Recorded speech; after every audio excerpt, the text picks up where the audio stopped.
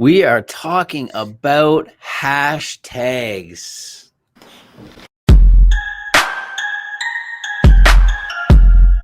Is that what we do for hashtags?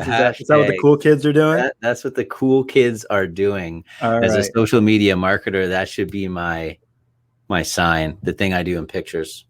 Don't do that in pictures.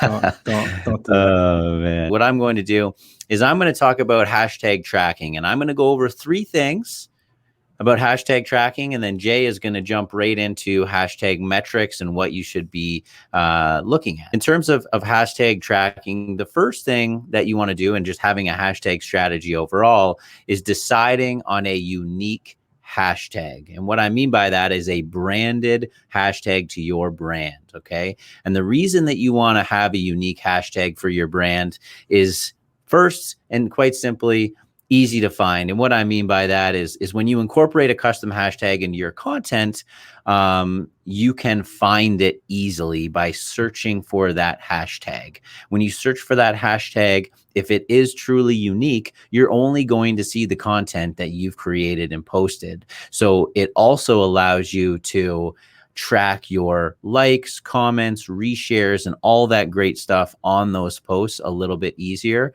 on Instagram specifically. If I use the hashtag social media marketer, there's a million people using social media marketer. But if I do something along the lines of merged media, well, that's a lot less popular. So it'll be much easier to find all of our content within the hashtag, or merged SEO or merged social if we want to, put it into specific categories relating to services we offer. The second thing I want to go over about hashtag tracking is creating content for your hashtag. Okay, so now you've chosen a hashtag.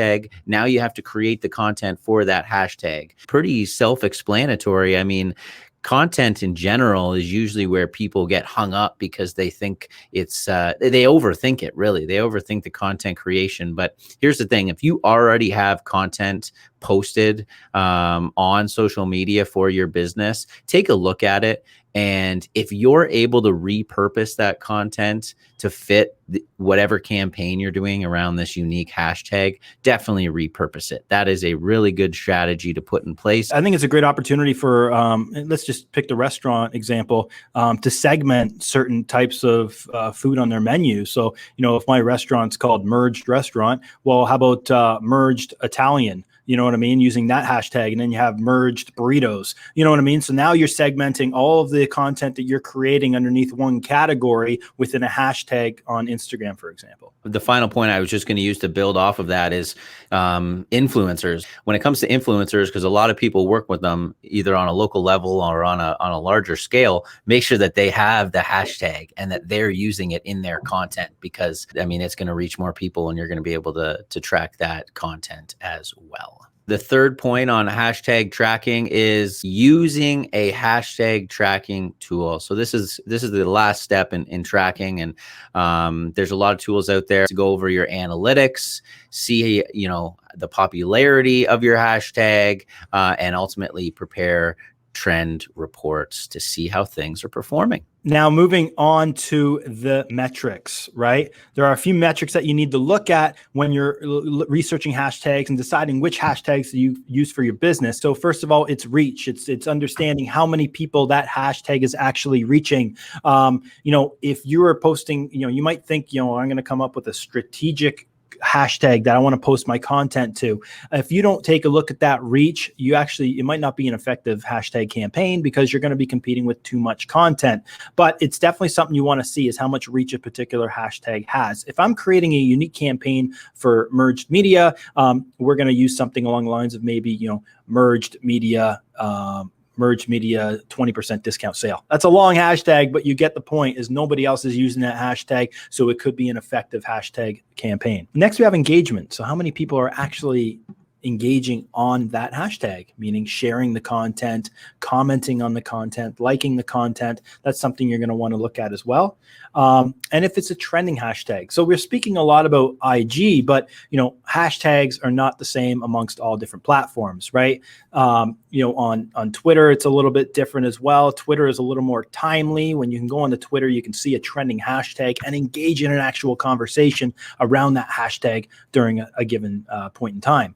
Yesterday, I was a part of an event, the Marketing Profs B2B Summit, and they had a very unique hashtag for their event, and they encourage people to engage on that hashtag during the hours of the event. Proved to be very effective because you have a lot of people at that event conversing with each other on Twitter, on the platform, and it creates a really good conversation.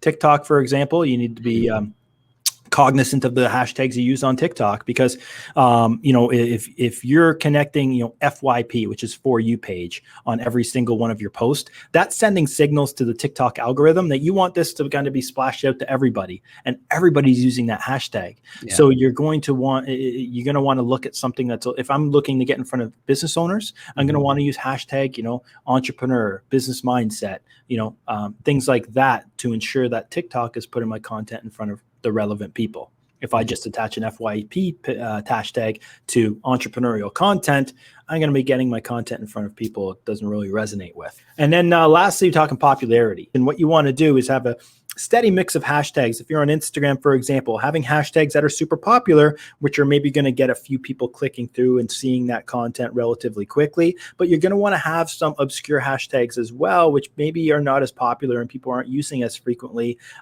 so you can be found, or you can utilize those hashtags for your own campaigns or for your own benefit, right? Or even just sourcing that content again later on. I have an interesting question for you, because this is a debate, I think, that's kind of been in the works for a long time about hashtags, and that is to use the hashtags in the comments or in the copy on your IG post. Where do you land? I always do it in the comments. I always just do it in the comments. No rhyme or reason behind that. I mean, for people that are scheduling content on multiple platforms, you have to do it in the comments, because you don't want to be sending, 15 to 20 hashtags on a Facebook post, or 15 to 20 hashtags, on a Twitter post. You can't do it. So if you're posting to multiple platforms, you definitely want to have it in the comments. But I've naturally always just used that first comment as an opportunity to drop those hashtags. And it's a good point you bring up, because one thing you do not want to do is a copy paste of the same hashtags every time.